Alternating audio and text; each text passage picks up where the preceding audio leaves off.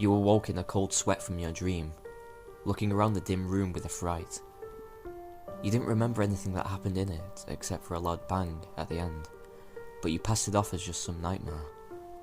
It had been a recurring nightmare you've had for the past few days now.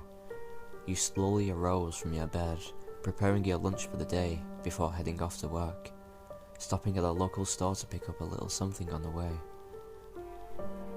As you drove, you reflected on your life before now, how your life partner had recently passed away from an unknown cancer at such a young age, how your children had recently graduated from college and now were living on their own with a decent paying job and a date as well. You felt happy and proud of them, but you couldn't help but feel a certain feeling inside. It was like a sickness. It was a feeling of despairing emptiness. You went to your small cubicle and started to get to work at your small desk. Your job was a fairly decent one that paid well in this day and age, considering the economy, but it was monotonous. It felt after a while, all you were doing was pressing the same keys, over and over, and moving your mouse around to give commands to a rather outdated personal computer. Click, click. You had been repeating these same tasks for the past years with no raise or any comfort at home to make things better, realizing that you were all alone now. After a few hours of this miserable process came lunchtime, and you knew what that meant. You quickly got up, bringing your lunchbox along with you as you moved to where everybody else was eating. Stanley, a co-worker and a close friend here, waited for you at the water dispenser. He was wearing his usual work attire, a white shirt over black dress pants and a small red tie. He greeted you happily as you walked over to him, adjusting his brown glasses. You liked Stanley. He was a pleasure to chat with, at least at first. But the dullness settled in quickly as well. The two of you always ended up talking on the same subjects and discussions during every lunch hour. You were afraid to admit it to him that he was becoming boring. That everything was, in fact, not just him. But you were afraid of how he would react to that. That he just as might care too much over to you. You didn't want to shock and surprise him too much. He did, however, speculate that you were becoming increasingly more empty and bitter. But you always assured him that you were fine, and he stopped pursuing his questions.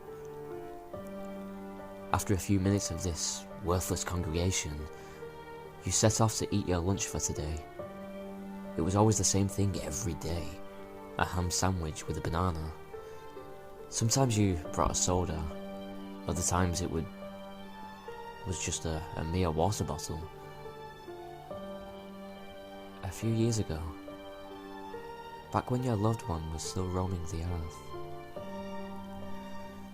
she would sometimes throw in something else, even if it was just something as plain and simple as a pickle.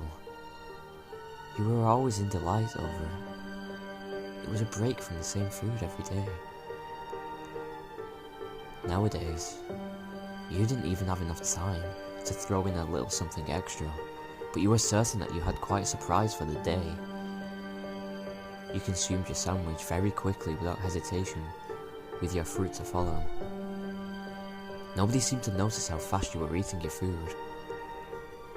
It was almost too easy, you thought. This is when you usually return to your cubicle to get back to work, but today you had that little extra. From your bag, you withdrew a small handgun you had just picked up from your last paycheck earlier that morning.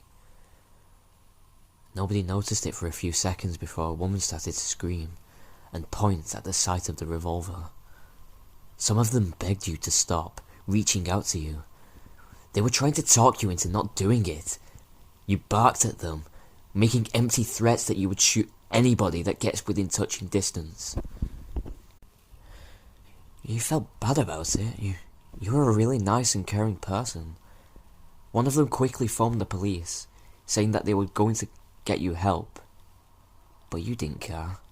The dullness, the melancholy, the emptiness, it all had to end. You looked at the crowd, Stanley standing at the front. He pleaded to you, begging you to consider your thoughts and actions. He offered to help you if you were to listen to him. Without saying a word to him, you opened your mouth and placed a pistol inside of it. You heard the massive scream before your vision faded to black as you pulled the trigger. You were woke in a cold sweat from your dream, looking around the dim room with a fright. You didn't remember anything that happened in it except for a loud bang at the end, but you passed it off as just a nightmare. It had been a recurring dream that you've had for like the past few days now. You slowly arose from your bed, preparing your lunch for the day before heading off to work, stopping at a local store to pick up a little something along the way.